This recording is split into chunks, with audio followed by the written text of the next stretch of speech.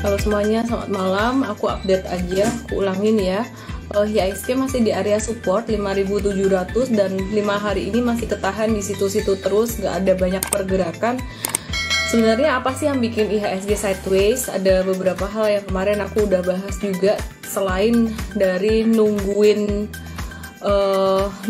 COVID-19 ini membaik, kemudian juga masalah BPJS ketenagakerjaan jam sostek yang mengurangi posisi, dan menurut saya itu lumayan signifikan ya. Jadi demand ke saham maupun ke reksadana sendiri berkurang. Saat ini juga investor-investor besar, institusi, mereka juga lagi dalam masa wait and see gitu. Itu yang pertama. Ya, jadi sekarang semuanya masih wait and see dan wait and see. Retail yang mengalihkan uangnya ke kripto mungkin udah agak reda ya. Aku akan matiin dulu komennya supaya saya bisa fokus. Dan ada satu lagi sebenarnya sentimen yang kita lagi nanti di awal Juni ini. Di awal Juni ini ada satu sentimen yang lumayan penting banget, yaitu rebalancing index baik IHSG maupun LQ45 dan juga indeks yang lainnya gitu. Nah, rebalancing index ini kayak gimana sih sebenarnya? Rebalancing index ini, Indonesia tuh sebelumnya menghitung indeks IHSG masih dengan menggunakan kapitalisasi. Kapitalisasi adalah jumlah saham yang beredar dikaliin dengan harga saham. Ya, jadi perusahaan-perusahaan yang kapitalisasinya besar itu akan memberikan bobot yang lebih besar terhadap penghitungan IHSG. Itu yang pertama. Kemudian yang kedua, dampaknya adalah kalau misalkan penghitungannya menggunakan kapitalisasi, maka big fund atau investor besar seperti reksadana, fund manager, asset management, dana pensiun, mereka juga akan mengisi portfolionya itu dari saham-saham berkapitalisasi besar dulu gitu. Nah, jadi kalau penghitungan di IHSG ataupun di indeks lain di Indonesia ini dilakukan dengan metode free float basis, bukan cuma dengan kapitalisasi. Hal ini juga akan memberikan satu dampak yang signifikan ya buat saham-saham big caps gitu. Jadi sebelumnya kalau reksadana, aset management itu mereka kumpulin saham-saham yang kapitalisasinya gede. Sekarang mereka akan kumpulin saham yang free floatnya gede dan tentunya juga dikalikan dengan kapitalisasi juga gitu. Nah, pengubahan indeks ini juga kenapa sih sebenarnya dilakukan adjustment index ini buat menyesuaikan sih sebenarnya dengan market global. Yang masih pakai penghitungan dengan kapitalisasi itu ada Indonesia sebelumnya, Thailand, Taiwan, Australia, dan Korea. Sedangkan kalau yang lainnya udah pakai free float adjusted gitu. Oke. Nah, yang dimaksud free float itu sebenarnya apa sih? Free float ini adalah kepemilikan saham di bawah 5% yang dimiliki investor pada satu saham gitu. Jadi free float ratio adalah jumlah saham free float dibagi dengan total jumlah saham beredar.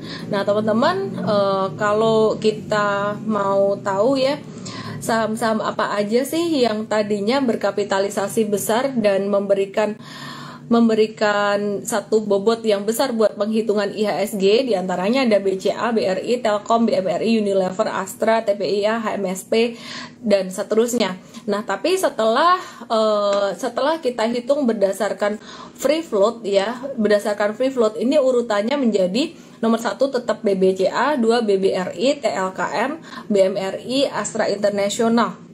Itu 5 besarnya. Selengkapnya ada di IM-Trade. Teman-teman kalau mau baca, download aja. Kebetulan yang gratis itu baru di Android. Jadi kalau yang di iOS, teman-teman mesti daftar dulu di Android, baru buka di iOS bisa gitu. Karena yang freemiumnya baru di Android gitu. We are working on iOS ya. Jadi teman-teman download aja aplikasi M-Trade di Android untuk bisa melihat melihat artikel kita yang terbaru tentang free float ini. Dampaknya apa? Dampaknya sih Kalau kita lihat beberapa saham berkapitalisasi besar yang free floatnya kecil, antara lain yang sekarang ini yang masih berpotensi untuk berada di deretan terbawah ya untuk free float adjusted market cap, yaitu ada TPIA, HMSP, GGRM, ICBP. Nah teman-teman, saya cuman mau bilang aja bahwa ketika nanti terjadi rebalancing pada awal Juni, nanti akan ada kemungkinan untuk saham-saham seperti ICBP, Gudang Garam, HMSP ini jika di rebalancing akan turun. Jadi teman-teman, saya kasih tahu dulu ketika terjadi rebalancing dari saham-saham big caps ke saham-saham yang free floatnya gede, maka saham-saham seperti ICBP, Gudang Garam, dan HMSP ini berpotensi untuk melemah di dalam jangka pendek pada masa rebalancing portfolio gitu. Portfolio indeks, portfolio dari aset management. Apa yang harus dilakukan? Nah, yang terdampak positif apa? Yang bakalan dikolek apa? Pastinya yang berada di dalam deretan 5 free float terbesar, yaitu BCA, BRI, Telkom, BMRI, Astra International.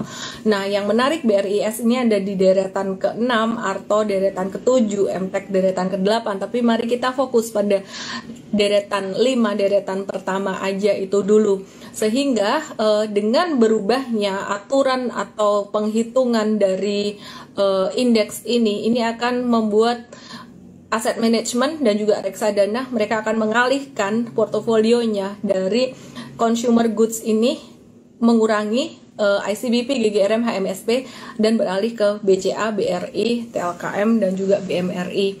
Itu yang 4 terbesar free floatnya. Apa yang harus dilakukan oleh trader dan oleh investor? Buat investor jangka panjang, jika Anda punya ICBP, apa yang harus dilakukan? Yang namanya aja jangka panjang, semakin turun harganya, semakin valuasinya turun. Selama earningsnya masih oke, perusahaan tuh earningsnya masih oke, justru itu malah menjadi sebuah kesempatan. Dan ketika nanti free float mereka juga sudah mulai membaik, ada kemungkinan di beberapa bulan berikutnya, maka aset manajemen reksadana juga akan kembali melakukan rebalancing gitu. Jadi tidak akan selamanya ICBP dan kawan-kawan consumer good ini di bawah. Jadi kalau teman-teman memang mindset atau strateginya value investing, yang dilakukan adalah beli di bawah dan juga simpan dengan periode lebih dari setahun, bahkan bisa 3 tahun sampai 5 tahun. Tapi jika teman-teman tidak siap untuk hold jangka panjang, jika teman-teman fokusnya jangka pendek aja, maka teman-teman boleh berhati-hati dengan potensi fluktuasi yang akan terjadi pada jelang rebalancing ini. Nah, mungkin pengalihan maksudnya rebalancing ini dari saham-saham seperti ICBP, HMSP, Unilever, Gudang Garam itu mungkin akan mengalir ke BCA, BRI, dan kawan-kawan. Seperti yang terlihat BRI hari ini juga sudah mulai menguat. Nah, ngomong-ngomong untuk BRI sendiri, besok tuh ada pengumuman earnings. Oke. Apakah hal ini berarti bahwa perusahaan consumer goods seperti ICBP, Unilever, HMSP, dan kawan-kawannya ini jelek? Sekali lagi saya nggak ngomong jelek ya. Jelek tuh dipandang dari kacamata apa? Mungkin kalau dalam jangka pendek memang masih trennya turun, tapi dalam jangka panjang valuasinya sangat terdiskon sekali. Jadi bagaimana teman-teman melihat kesempatan itu untuk jangka pendek ataupun jangka panjang? Nah, saya akan lanjutkan untuk yang berikutnya. Saya mau sharing satu tips, dimana tadi saya juga udah sharing di Mtrade di briefing siang. Kalau di briefing siang tadi ada video lengkapnya tentang bagaimana kita mesti fokus melihat bigger picture. Sebelum saya share tentang hal itu, aku mau turn on comment dulu. Aku malam hari ini nge-live-nya nggak lama ya teman-teman ya, karena hari ini lumayan agak-agak capek gitu.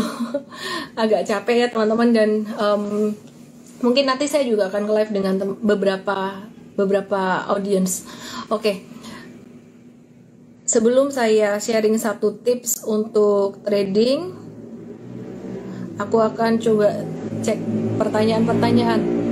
Oh, oke, Skaldi 02. Ci, kalau banyak orang lebih pilih invest ke saham dan pegang cash untuk jaga-jaga, gimana dengan perbankan? Rugi dong? Enggak dong, kan maksudnya kan perbankan mereka juga juga menjalankan fungsinya, masih menjalankan fungsinya ya dalam pemberian kredit dan juga simpanan gitu. Jadi kalau untuk investasi sendiri sih memang mungkin orang akan lebih memilih investasi yang memberikan return yang lebih tinggi. Contohnya investasi saham dibandingkan dengan bunga bank yang saat ini kecil. Tapi berhubung saham sekarang juga masih sideways, saya melihat justru malah masyarakat banyak mengalihkan uangnya untuk sektor retail.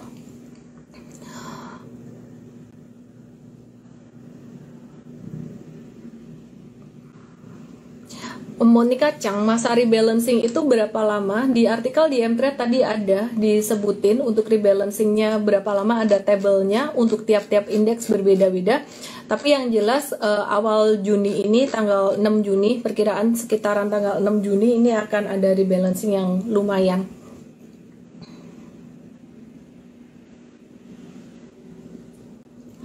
Yang mau ganti-ganti atau rebalancing dari reksadana apa? Semuanya. Kenapa? Karena strategi dari reksadana adalah paling enggak menyeimbangkan dengan kinerja IHSG. Kalau kinerja IHSG mereka udah bisa menyeimbangkan dengan kinerja IHSG, maka gimana caranya biar kinerjanya lebih dari IHSG, yaitu dengan cara mengisi. Jadi ini ember diisi batu-batu besar dulu kan, nah terus diisi dengan batu-batu kecil atau dengan saham-saham second liner yang larinya lebih cepat dari IHSG gitu, Rico Leo.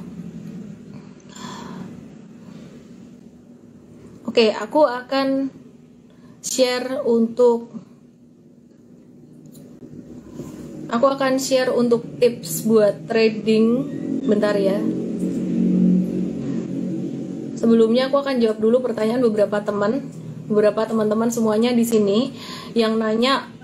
Ini belum ngebahas kripto, ini baru ngebahas saham. Saham dan kripto tuh beda. Jatuhnya di saham tuh kayak pelan-pelan, tapi lama-lama jadi dalam. Ya, jadi teman-teman kalau misalkan tadinya mau investasi jangka panjang di saham dan ternyata pelan-pelan turun dan mentalnya nggak kuat untuk ngehold saham-saham yang cyclical, ya mungkin ada baiknya teman-teman bisa dialihkan ke saham-saham perbankan big caps. Kenapa perbankan big caps seperti BCA, BRI, dan BMRI? Seperti yang saya bilang tadi, ketika rebalancing maka big fund mereka akan pandangannya akan beralih ke perbankan big caps itu karena mereka punya free float yang cukup besar. Jadi message ini lumayan penting. Jadi kalau misalkan stres sama-sama biar uangnya balik, gimana caranya dan peace of mind bisa dialihkan ke perbankan big caps. Sekali lagi kalau kita mau tahu saham mana yang bakalan naik duluan, kita harus lihat selera atau appetite dari big fund atau investor besar tuh mereka kemana. Dengan adanya rebalancing ini, free float ini, kita ngelihat bahwa saham-saham yang free floatnya lumayan gede dan di free float dan kapitalisasi pastinya gede itu adalah perbankan. Jadi mereka appetite-nya balik lagi ke perbankan big caps. Belum terlambat kalau teman-teman masih mau mengoleksi perbankan big caps. Memang ini terdengar seperti kayak wah kok itu lagi, tapi caranya saat ini untuk strategi saat ini di saham memang strategi bertahan dulu. Kita nggak bisa terlalu cepat untuk mengejar profit. Coba saya cek harga cool ya.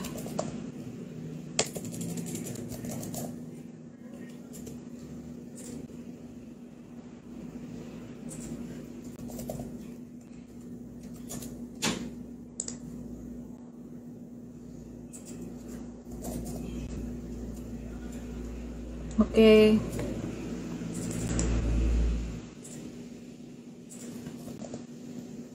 Bentar ya teman-teman ya.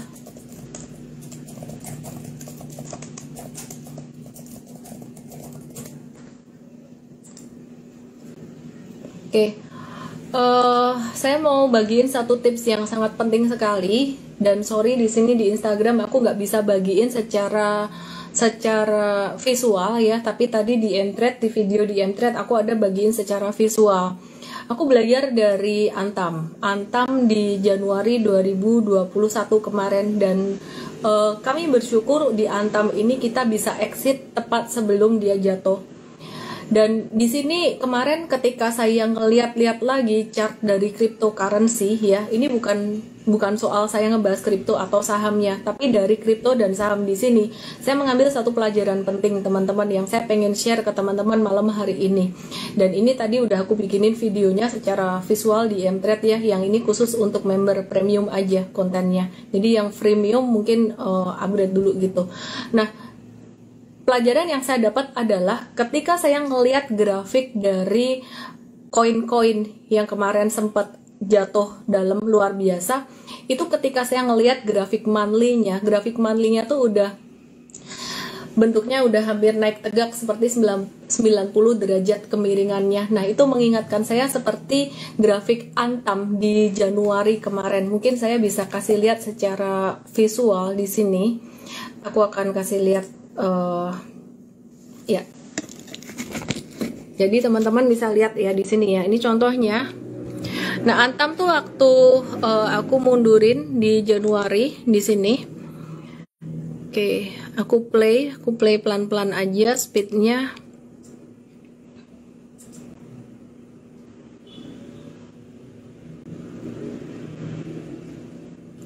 Oke ya, ini Antam di Januari 2021. Oke, perhatikan di sini. Grafik monthly itu udah kayak gini di Antam waktu itu, dan itu yang menjadi satu warning, satu peringatan buat kami di Mtrade untuk nggak agresif masuk ke Antam, dan puji Tuhan waktu itu kita selamat gitu. Dan setelah saya perhatiin kemarin ketika saya utak-atik lagi grafik kripto ya, kita utak-atik lagi grafik kripto, saya melihat satu kesamaan pattern seperti ini. Saya coba sebutin satu koin deh, apa ya, aku coba ini ya, Ethereum ya, ETH USDT. Ini adalah salah satu cara yang kita pakai ke depan untuk mengantisipasi. Aku coba mundurin chartnya sampai ke bulan ya, ini Mei sebelum jatuh. Saya coba play. Ini Ethereum. Jadi ini waktu rally-rallynya kemarin, waktu orang-orang pada bilang, oh sahamnya cuannya dikit, oke ya, kita ukur dia naik berapa persen. Nah, dia udah naik 1000% dari level di bawah sini, dari Oktober di sini, dan udah wajar banget kalau sampai di level ini tuh the whale atau big investornya tuh profit taking ya. Ini pelajaran.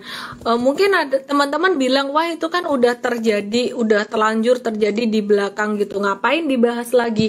Justru kita belajar dari pengalaman, kita belajar dari yang sebelum-sebelumnya terjadi gimana gitu. Oke, kita mundurin, coba ini BNB USDT, kita mundurin sampai di sini, kita naikin pelan-pelan.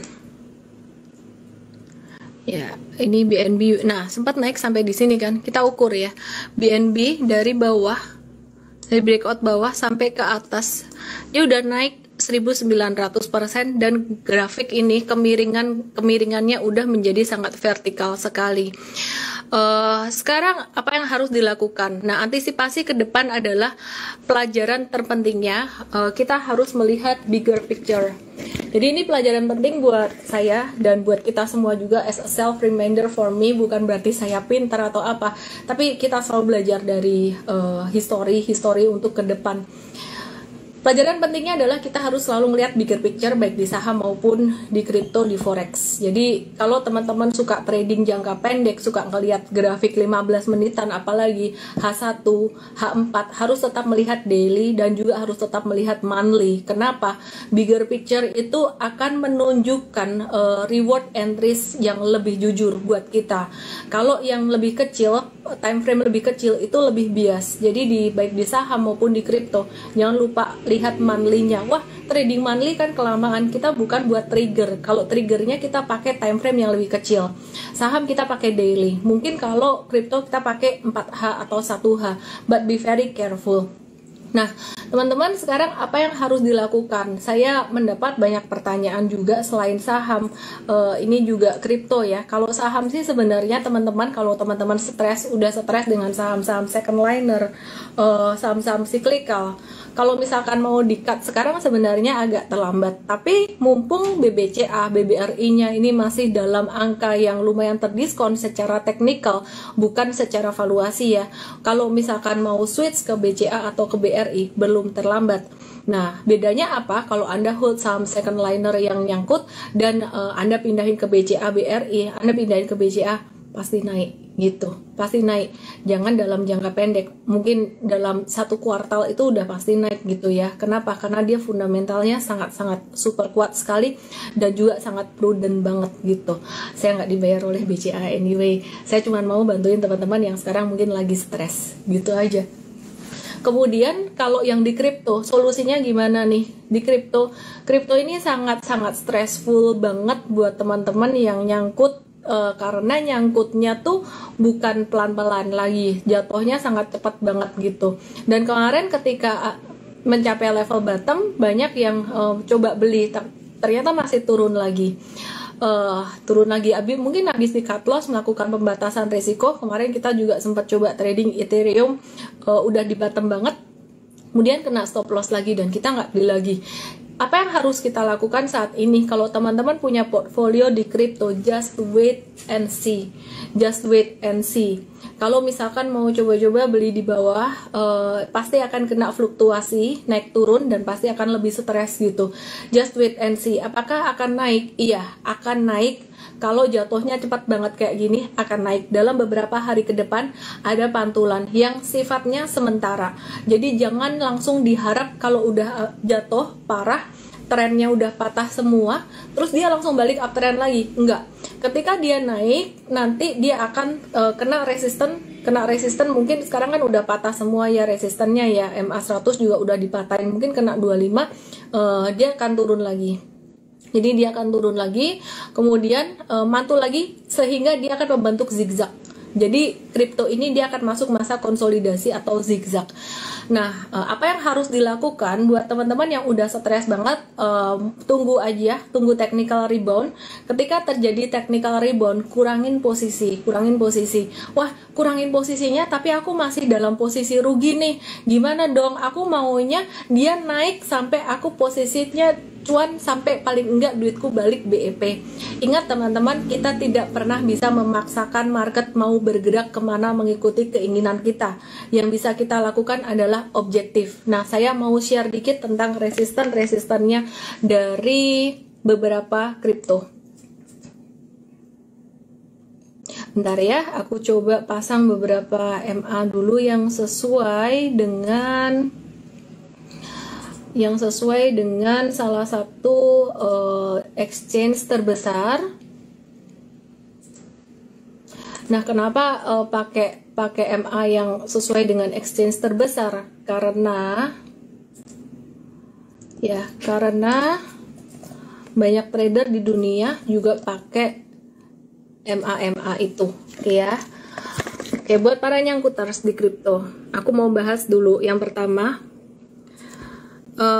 BNB hari ini ada tanda bullish reversal, dia bakalan mantul sampai level 393 400-an.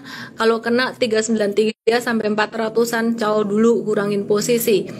Nah, kalau aku lihat kena 393 atau 400, dia bakalan koreksi dikit lagi, konsolidasi. Entah apakah akan lanjut naik atau justru malah turun lagi, kita nggak tahu karena ini udah masuk masa downtrend. Kemudian untuk Ethereum, dikit aja aku bahas ya, ini juga udah ada satu tanda technical rebound. Teman-teman, di area 2700 sampai 2800-an itu area untuk exitnya, membatasi atau mengurangin posisi. Terus kemudian untuk BTC USDT buat teman-teman yang masih nyangkut ya, area 4344 ini area untuk mengurangi posisi. Oke, anyway, saya akan kembali ke saham. Untuk kripto ini hanya selingan aja. Saya mau nge-live dengan teman-teman di sini mungkin ada yang mau nge-live. Mungkin ada yang mau nge-live dengan saya.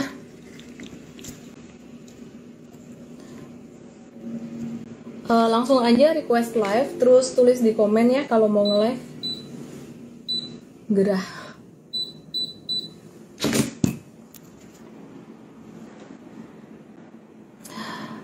SFO 2021, saya ada saham di Unilever dan HMSP. Bolehkah saya cut loss terus alihkan ke perbankan? Saya kasih tahu dulu, dua saham itu valuasinya sangat murah sekali. Kalau memang mindsetnya buat long term investing, nggak apa-apa. Tapi kalau mindsetnya buat trading dan nggak siap koreksi, boleh dipindahin ke perbankan ya. Has and Ras, kenapa IHSG jatuh terus? Karena lack of liquidity. Jadi seperti yang tadi saya bilang, institusi atau big fund, big money-nya itu mereka belum belanja. Kenapa mereka belum belanja? Banyak faktor yang dinanti. Yang pertama, permintaan dari, yang pertama sih sebenarnya kasus BPJS TK ini juga membuat likuiditas berkurang, kemudian menanti IPO dari unicorn, kemudian permintaan untuk mungkin kepercayaan masyarakat untuk reksadana mungkin kemarin agak terpengaruh dikit oleh beberapa case yang sebelumnya, tapi saya percaya nanti juga pasti akan membaik gitu. Kenapa rebalancing turunin harga saham? Bukan turunin harga saham, karena mereka mengubah portofolionya, harus menjual saham tertentu dan membeli saham yang lain yang lebih sesuai dengan pembobotan indeks gitu. Ada yang mau nge-live? Oke. Go live bid N1331C.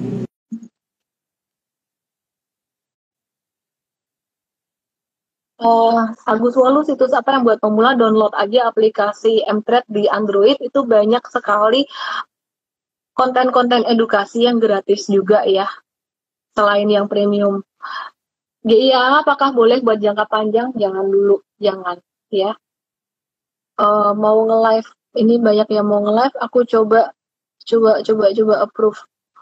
Sekarang apakah saatnya buy on weakness karena udah reversal? Jangan all in dulu deh. Ini masih indecision di area support di area support 5.700.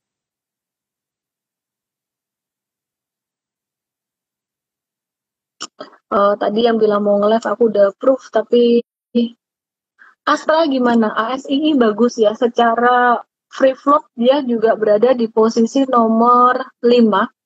Ya, jadi free float adjusted to market cap itu ada di posisi nomor 5, cukup oke, fundamental juga bagus, valuasi juga masih terdiskon dan sekarang lagi masih di area support.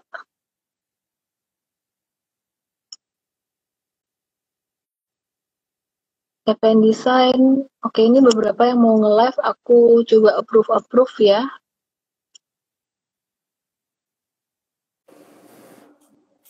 Halo, malam Miss. Hai, dengan berdua. Oke, silakan. Satunya. Saya mau tanya. Nah, saya kemarin ada nonton juga di beberapa YouTube juga. Banyak yang bilang katanya ISG akan menutup gap di 6.400. Apakah itu benar, Miss? Lihat dulu ya. 6.400 atau 5.400. Sorry, 5.400 ya? Iya, benar, 5.400. Saya nggak mau ngomong terlalu jauh ya. Saya bahas seperti itu nanti dikira kan si support kan di 5.700 kan dia memang jangan orang itu. Jadi masih ada risiko. Sementara ini 57 ada orang 200 di situ. Itu aja. Satu lagi, Miss, untuk saham BRIS.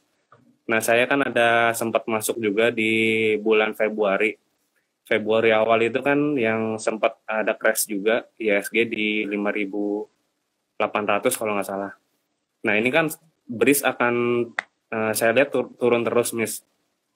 Nah, itu apakah akan melanjutkan turun, apa maksudnya dalam jangka panjang atau sebentar dia akan mantul lagi ke atas, Miss? Bentar ya, saya lihat brief ya.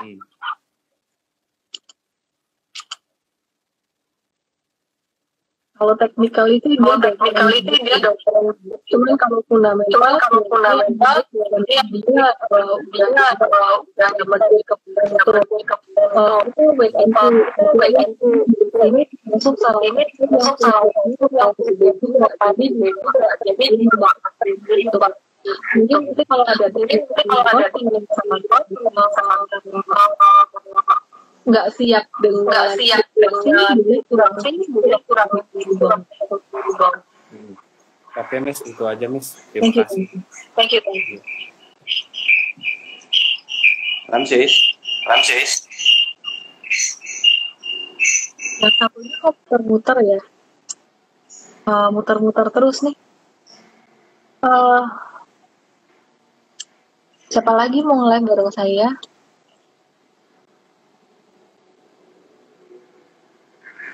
Halo. Dua kita. Ini siapa nih muter-muter? Halo ya. Mau nanya apa? Dengan siapa di mana? Saya David sis dari Karawaci.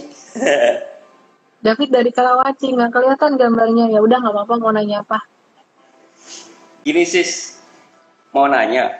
Aku kan anggaplah aku masuk. Aku dari pertama main kan udah ada profit sekitar anggaplah 5 juta dari pertama main dari November. Nah, sekarang saya masuk semua uang dingin saya, cuman rapornya masih merah. Kira-kira selama kalau misalkan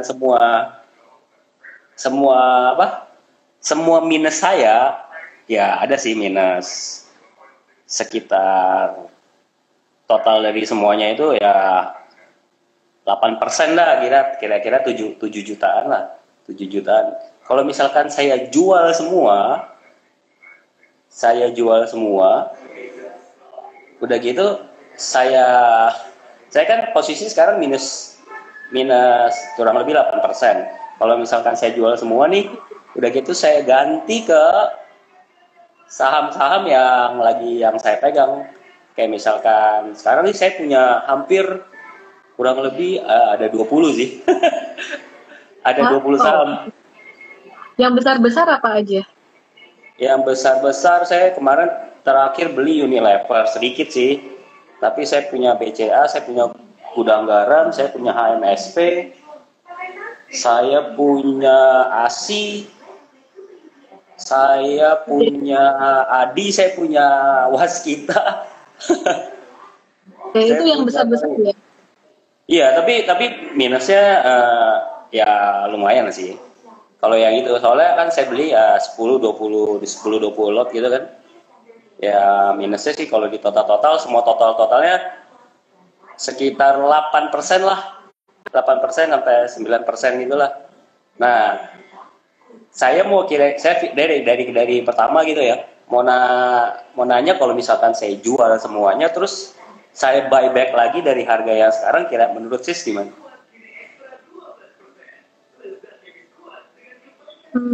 Oke. Karena sahamnya banyak ya. Biasa kalau kayak gini aku mesti ngeliat dulu sebenarnya sahamnya dan juga porsinya tiap saham tuh berapa besar gitu. Kita back to basic aja. Sekarang ini big fund atau investor besar itu mereka lagi menahan diri, belum banyak belanja. Jadi kita follow aja lah. Mereka belum banyak belanja ya kita wait and see dulu. Nah, kalau perkiraan saya mereka bakalan belanja apa? Mereka bakalan belanja big caps, terutama perbankan. Yang tadi saya udah bilang free float-nya gede. Jadi kalau misalkan mau mengalihkan portofolio, bisa ikutin apa yang mereka pikirin gitu. Seperti yang saya bilang di awal tadi gitu. Nah, ini banyak banget juga yang nanyain brief lagi. Nanti saya akan bahas abis jawab pertanyaan ini ya dari live ini. Ada lagi yang mau ditanyain kah? Ya itu aja sih maksudnya kayak jangan banyak beli dulu aja, wait and see dulu, oke? Ya, oke. Emang sekarang ya maksudnya gini loh. Saya sebenarnya ngincar yang kayak kemarin tuh lagi ngincar yang big caps kayak terakhir saya beli Unilever.